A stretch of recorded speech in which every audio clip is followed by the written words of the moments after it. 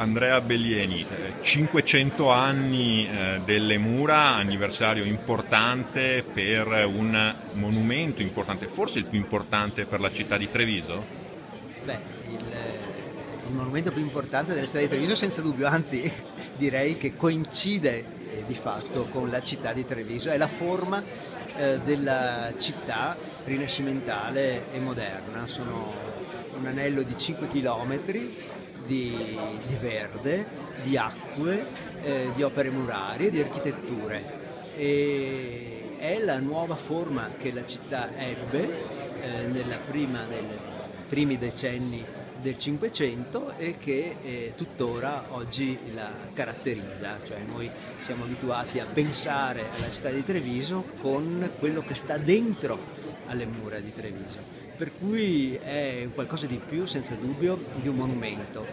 È stata un'opera che ha segnato direi la storia della città in maniera assolutamente determinante.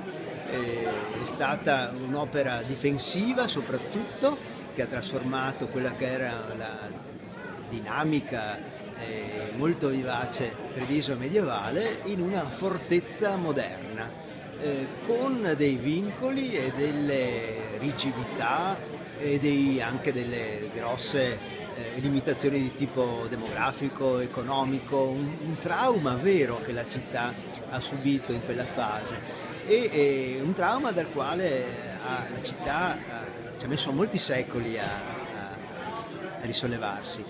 E se pensiamo, quello che è sorto al di là delle mura, fuori delle mura, data solo da poco più di un secolo, no? Quindi per molti secoli le mura hanno coinciso con la città stessa, con la sua forma, con la sua identità, col suo essere città-fortezza, quindi una situazione del tutto particolare.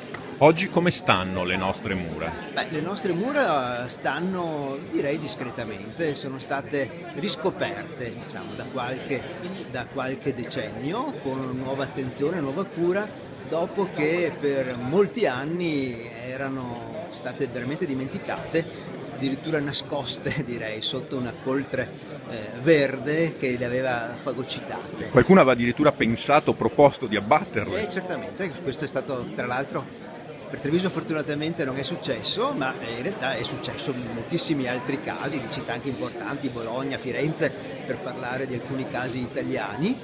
E Treviso sì, la proposta è stata fatta, ma evidentemente, come dire, un dinamismo economico piuttosto rallentato ha fatto sì che dal punto di vista tra virgolette speculativo questa operazione non fosse portata a termine. Certamente una disponibilità di aree, di urbanizzazione che fortunatamente per noi all'epoca non fu colta proprio perché probabilmente soddisfatta altrimenti.